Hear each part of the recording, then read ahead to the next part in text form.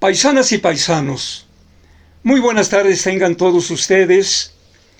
Hoy vamos a transmitir un programa más en ese su canal El Son Politicón de Tasco con el profe Alanís. Es tan hermoso esto de la filosofía para mí que considero que en el programa pasado mencioné incorrectamente o incompletos los principios de la lógica formal que elaboró Aristóteles de Estagira. Para mí todos los filósofos de la antigüedad son formidables, geniales, de tal manera que me voy a permitir leer en este libro de lógica cuya materia la cursé entre los años de 1967-68 en la preparatoria número 5, hoy número 4. Y esta materia la cursé con un gran personaje, tasqueño también, de nombre doctor Jaime Castrejón Díez, y es un libro que conservo en muy buen estado. Aquí me voy a permitir leer esos principios de la lógica formal que no se me olvidaron a pesar de los años. Y dice así: primeros principios, las causas material formal dan origen a 4 principios que son: principio de identidad, que dice que todo lo que es igual a sí mismo y distinto a lo demás. Principio número 2. El principio de contradicción o no contradicción, que establece que una cosa no puede ser y dejar de ser al mismo tiempo y bajo el mismo aspecto. 3. Principio de causalidad o de razón suficiente. Todo efecto requiere su causa adecuada. Y principio del tercero excluido. Principio del tercero excluido. 2 juicios contradictorios no pueden ser ambos falsos ni ambos verdaderos, desde luego en las mismas circunstancias. Esto me gustó tanto en esta ocasión, el estudio de la lógica, que posteriormente, cuando llevé las doctrinas filosóficas, más iba despertando mi curiosidad por el estudio de la filosofía. En el programa pasado también hablamos de que la filosofía tiene una definición muy sencilla, una definición etimológica que significa que se compone de 2 raíces griegas: pilos, amigo, sofía, ciencia. De tal manera que los filósofos en la antigüedad eran amigos del saber, amigos del conocimiento, amigos de la sabiduría. Y bueno, después surgen muchas definiciones. Voy a darles una definición un poquito más amplia. ¿Qué es la filosofía? Conjunto de reflexiones sobre la esencia, propiedades, las causas y los efectos de las cosas naturales, especialmente sobre el hombre y el universo. De tal manera que en los antiguos griegos así empieza ese deseo de los filósofos de saber, bueno, y todo esto que nos rodea, ¿de qué está hecho? ¿Quién lo hizo? Ha de haber algo que originó a todo esto, a esto que vemos. Y de tal manera que el gran filósofo presocrático, Tales de Mileto, lanza la primera pregunta a los sabios de aquella época, preguntando: ¿qué es el ser? Con eso quería preguntar, bueno, ¿qué es la naturaleza? ¿Qué es todo eso que vemos? Todo eso que contemplamos en el cielo, aquí en la tierra, incluso el hombre, pues, ¿quién lo hizo? Y él mismo se da una respuesta. El origen de todas las cosas está en el agua. Pero no precisamente directamente del agua, sino que los filósofos de la antigüedad son muy observadores.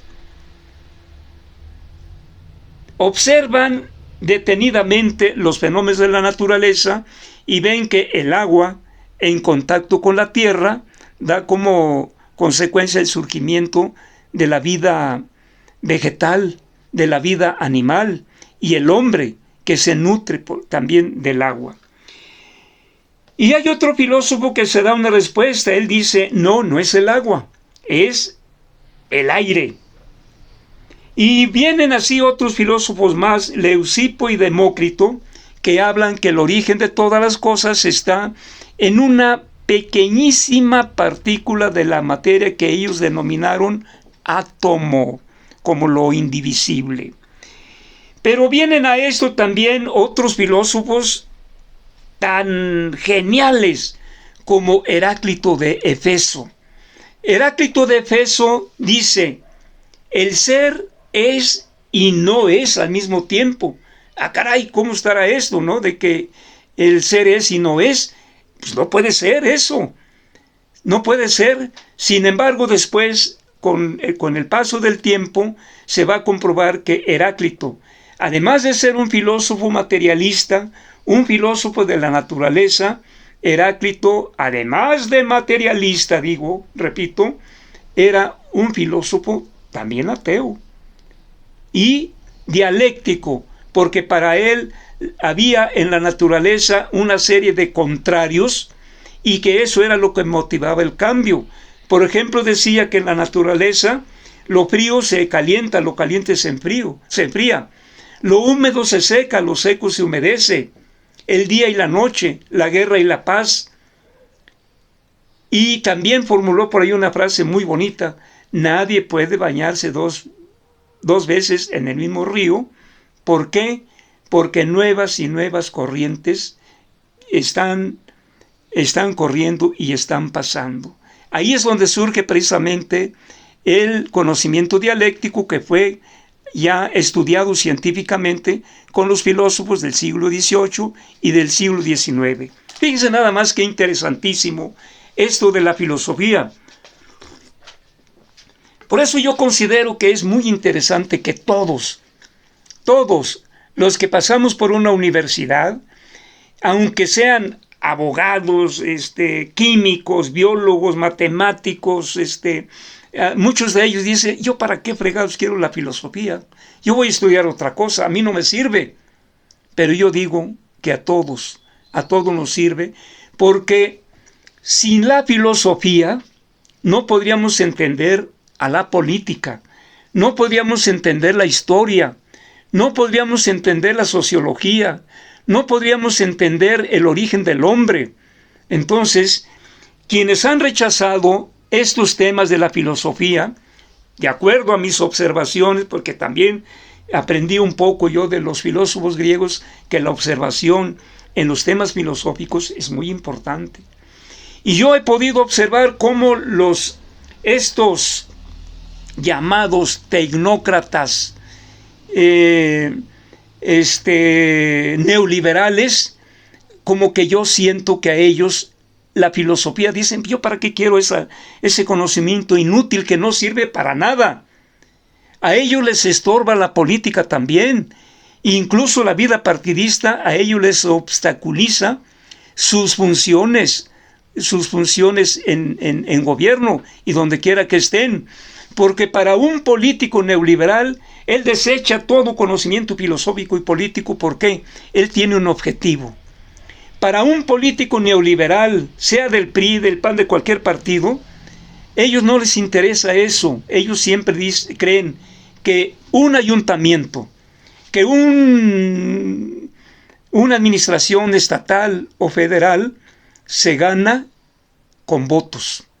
Ellos compran candidaturas, ellos compran votos, porque dicen que esos gobiernos son como una gran empresa a la que hay que invertirle mucha lana. Hay que invertirle mucha lana porque es una inversión que al rato obviamente les va a redituar lo que van a recuperar, lo que invirtieron, pero además van a recuperar mucho más todavía. Entonces, por eso esos tecnócratas no les creo yo que andan tan empecinados en querer ser candidatos por Morena. Yo les digo, no. Ustedes le apuestan a la compra del voto, al soborno, a la entrega de las míseras despensas, porque ellos eso de la moral, de la ética, a ellos no les interesa. Dicen que la ética no da frutos buenos. Eso no es una buena inversión. La inversión está en la compra de votos, llegar a administrar y de ahí recuperar lo invertido y recuperar algo más. Pero yo sí considero que el estudio de la filosofía es muy interesante. Así como lo fue en la antigüedad, así como lo fue en el proceso de desarrollo histórico de las sociedades de los griegos, la filosofía ha sido y será un conocimiento muy interesante, porque no podríamos entender tantas cosas hoy en día si no fuera a la luz de la filosofía. Por aquí me encuentro algunas cosas importantes también, porque tengo que rebuscar un poquito en mis libros de estudio de la preparatoria y de la universidad. Y con esto también me hace recordar que allá en la antigüedad la filosofía se divide en dos grandes corrientes. El materialismo, por una parte, donde entran los filósofos presocráticos, los filósofos materialistas, y en donde la gente con un pensamiento progresista se adhiere a este pensamiento científico, a este pensamiento filosófico, materialista y dialéctico de aquella época. Y por otra parte también surge la corriente idealista, en donde se encuentran los filósofos como Parménides, Zenón de Elea, el mismo Platón. Y claro que ese concepto de filosofía idealista, quienes se van a reacomodar perfectamente a los filósofos idealistas van a ser las clases conservadoras. Para ellos, el principio original de todas las cosas va a ser un ser supremo, un ser divino, un ser que hizo todo en pocos días, como es el caso, por ejemplo, del Génesis. El Génesis, libro bíblico, que dice que Dios o Jehová hizo el mundo en 7 días o 6 días, que el séptimo lo descansó, pero entonces ya Dios hizo todas las cosas tal como son desde su origen, como hoy en día. Incluso Dios creó al hombre y creó a la mujer. Y ahí desde luego que se van a situar las personas que tienen sus intereses de clase, de grupo, sus intereses personales, se van a proteger más en estas corrientes filosóficas, idealistas y religiosas. Pero el pensamiento filosófico obviamente que no se queda ahí, sigue desarrollándose de tal manera que hay pensadores que pues dan sus puntos de vista sobre la importancia que tiene la filosofía, como es el filósofo español Ortega y Gasset, que dice, entre otras cosas, el hombre es el ser social al que le duele, le lastima la ignorancia. Aludiendo en este caso a Ortega y Gasset, recuerdo una frase muy hermosa que me gusta mucho de Platón, aunque yo no estoy de acuerdo en el sistema filosófico de Platón, donde él nos quiere hacer creer que El ser verdadero es la idea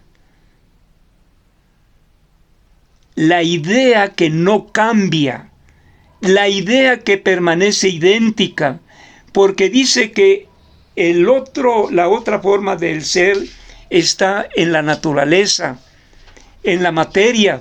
Esa materia cambiante no puede ser verdadero. Lo único verdadero, dice Platón, es la idea.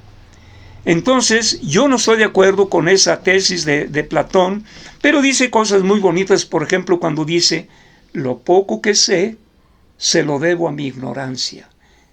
¿Qué tan cierto es este pensamiento? Pero hay que destacar otra cosa también en los filósofos idealistas. Casi todos, aunque fueron idealistas, fueron dialécticos.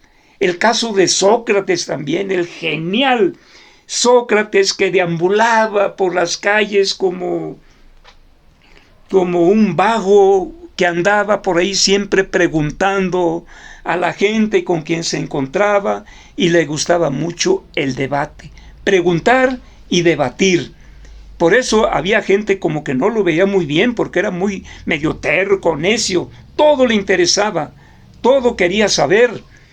Y Sócrates creó un método dialéctico, que en aquel entonces, pues obviamente no se conocía esta forma del conocimiento de las cosas cambiantes, sino que el método dialéctico ya se formuló después.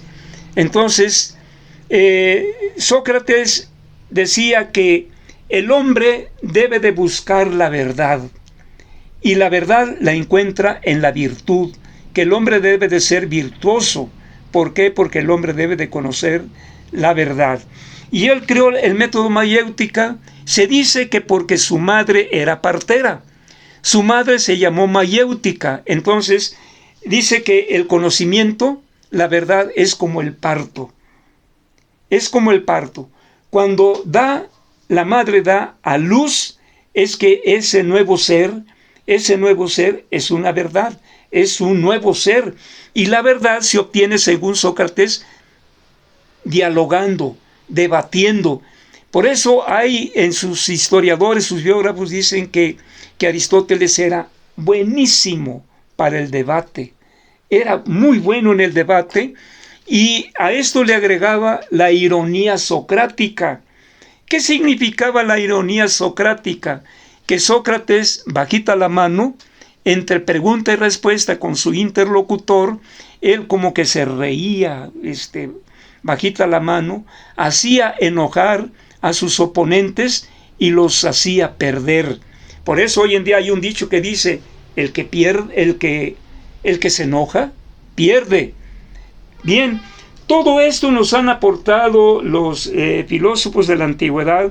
Por eso yo digo que hoy en día, si nosotros queremos conocer las diferentes formas de Estado, desde las dictaduras, el totalitarismo, las democracias, las dictaduras militares, debemos de recurrir un poquito a la filosofía, porque precisamente fueron los griegos los que hablaron de una democracia que se practicaba desde luego allá solamente entre la gente libre, porque Aristóteles, pues siendo un gran filósofo, justificó la esclavitud, y la Iglesia Católica se agarró mucho de Aristóteles clasista.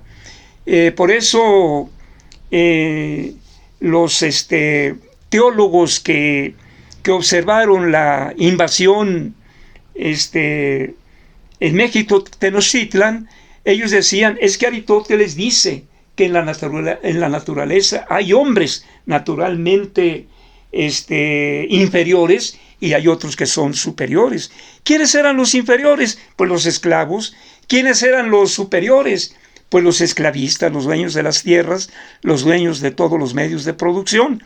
Y entonces de ahí se agarraba en esa famosa controversia de Valladolid entre Bartolomé de las Casas y el teólogo Juan Ginés de Sepúlveda, él defendiendo que los conquistadores, así los llamaban, tenían tuvieron todo el derecho de someter a pueblos bárbaros, a pueblos que no tenían alma, que no tenían espíritu.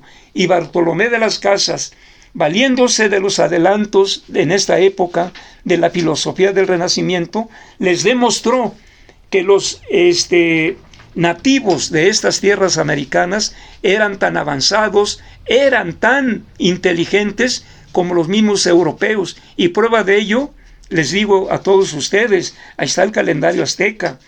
Los frailes retrógradas de esta época ya en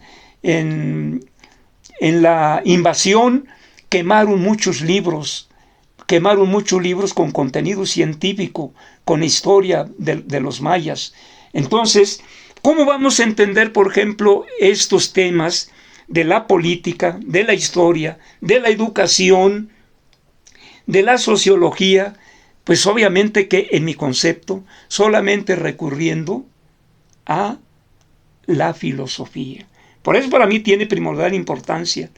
Por eso yo creo que hoy en día todavía hay gente dentro de los partidos políticos que actúan de una manera bárbara, que quieren demostrar que ser de izquierda es ser bien fregón, es ser bien entrón, es ser ofensivo, es ser calumniador, es ser intrigante. Y yo digo, no. La corriente de derecha tiene también sus características, sus principios, y la izquierda también. La izquierda debe de ser una izquierda que ciertamente busca la igualdad, busca la equidad entre los seres humanos, pero no por eso debe de ser, los entes políticos deben de ser hombres agresivos, de ninguna manera. La verdad hay que demostrarla como lo hicieron los griegos. La verdad se demuestra con la razón, con argumentos, con principios, y no con la imposición. Eso es lo que nos han enseñado los griegos, eso es lo que nos han enseñado los filósofos del Renacimiento, los filósofos del siglo XVII, los filósofos del siglo XVIII, los del XIX, incluyendo a Carlos Marx, a Federico Engels y a Lenin, porque quienes satanizan a Carlos Marx es porque no lo conocen.